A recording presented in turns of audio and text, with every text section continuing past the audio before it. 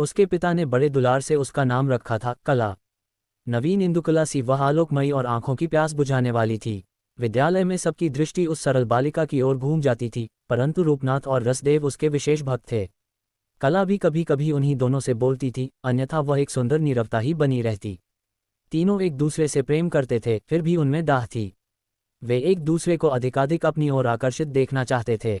छात्रावास में और बालकों से उनका सौहार्द नहीं। दूसरे बालक और बालिकाएं आपस में इन तीनों की चर्चा करतीं। कोई कहता, कला तो इधर आंख उठाकर देखती भी नहीं। दूसरा कहता, रूपनाथ सुंदर तो है किंतु बड़ा कठोर। तीसरा कहता, रसदेव पागल है, उसके भीतर न जाने कितनी हलचल है। उसकी आंखों में निश्चल अनुराग है, पर कला को जैसे सबसे अधिक प्यार करता है। उन तीनों को इधर ध्यान देने का अवकाश नहीं। वे छात्रावास की फुलवारी में अपनी धुन में मस्त विचरते थे। सामने गुलाब के फूल पर एक नीली तितली बैठी थी। कला उधर देखकर गुनगुना रही थी। उसकी सजन स्वर लहरी अवगुंठित हो रही थी। पतले पतले अधरों से बना हुआ छोटे से मुंह का अवगुंठन उसे ढंकने में असमर्थ था। रूप एकटक देख रहा था और रस नीले आकाश में आंखें गड़ाकर उस गुंजार की मधुर श्रुति में कांप रहा था। रूप ने कहा, आह कला, जब तुम गुनगुनाने लगती हो तब तुम्हारे अधरों में कितनी लहरें खेलती है। भवे जैसे अभिव्यक्ति के मंच पर चढ़ती उतरती कितनी अमिट रेखाएं हृदय पर बना देती हैं। रूप की बातें सुनकर कला ने गुनगुनाना बंद कर दिया। रस ने व्याघात समझकर भ्रूभंग सहित उसकी ओर देखा। कला ने कहा, अब मैं घर जाऊंगी, मेरी शिक्षा समाप्त हो चुकी।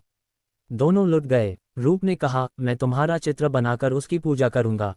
रस ने कहा, भला तुम्हें कभी भूल सकता हूं। कला चली गई। एक दिन वसंत के गुलाब खिले थे, सुरभि से छात्रावास का उद्यान भर रहा था। रूपनाथ और रसदेव बैठे हुए कला की बातें कर रहे थे। रूपनाथ ने कहा, उसका रूप कितना सुंदर है।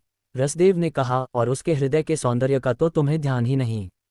हृदय का सौंदर्य ही तो आकृति ग्रहण करता है, तभी मनोहरता रूप में आती है। परंतु कभी कभी हृदय की अवस्था आकृति से नहीं खुलती, आंखें धोखा खाती हैं। मैं रूप से हृदय की गहराई नाप लूंगा। रसदेव, तुम जानते हो कि मैं रेखा विज्ञान में कुशल हूं। मैं चित्र बनाकर उसे जब चाहूंगा प्रत्यक्ष कर लूंगा। उसका वियोग मेरे लिए कुछ भी नहीं है। रूपनाथ, तुम्हारी आकांक्षा साधन सापेक्ष है। भीतर की वस्तु को बाहर लाकर संसार की दूषित वायु से उसे नष्ट होने के लिए। चुप रहो, तुम मन ही मन गुनगुनाया करो। कुछ है भी तुम्हारे हृदय में, कुछ खोलकर क्या या दिखला सकते हो।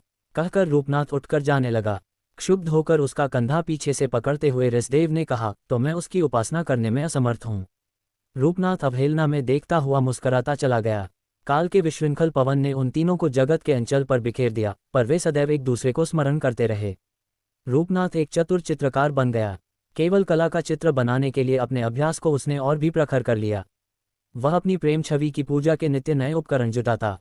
वह पवन के थपेड़े से मुंह फेरे हुए फूलों का श्रृंगार चित्रपटी के जंगलों को देता। उसकी तूलिका से जड़ होकर भीतरी आंदोलनों से बाह्य दृश्य अनेक सुंदर आकृतियों की विकृतियों में स्थायी बना दिए जाते। उसकी बड़ी ख्याति थी, फिर भी उसका गर्वस्फीत सिर अपनी चित्रशाला में आकर न जाने क्यों नीचे झुक जाता। वह अपने अभाव को जानता था, पर किसी से कहता न था। वह आज भी कला का अपने मनोनुकूल चित्र नहीं बना पाया। रसदेव का जीवन नीरव निकुंजों में बीत रहा था।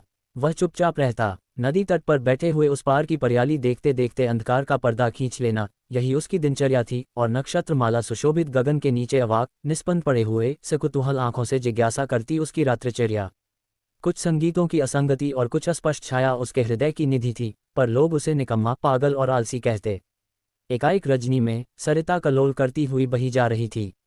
रसदेव ने कल्पना के नेत्रों से देखा, अकस्मात नदी का जल स्थिर हो गया और अपने मरकत मृणाल पर एक सहस्रदल मणि पद्म जलतल के ऊपर आकर नैशपन में झूमने लगा। लहरों में स्वर के उपकरण से मूर्ति बनी, फिर नूपुरों की झनकार होने लगी। धीर मंथर गति से तरल आस्तरण पर पैर रखते हुए एक छवि आकर उस कमल पर बैठ गई। रसदेव बड़बड़ा उठा। वह काली रजनी वाले दुष्ट दिनों की दुख गाथा और आज की वैभवशालिनी निशा की सुख कथा मिलाकर कुछ कहने लगा। वह छवि सुनती सुनती मुस्कराने लगी, फिर चली गई। नूपुरों की मधुर मधुर ध्वनि अपने संगीत का आधार उसे देती गई। विश्व का रूप रसमय हो गया। आकृतियों का आवरण हट गया। रसदेव की आंखें पारदर्शी हो गई। आज रसदेव के हृदय की अव्यक्त ध्वनि सार्थक हो गई। वह कोमल पदावली गाने लगा। नगर में आज बड़ी धूमधाम है। जिसे देखो रंगशाला की ओर दौड़ा जा रहा है।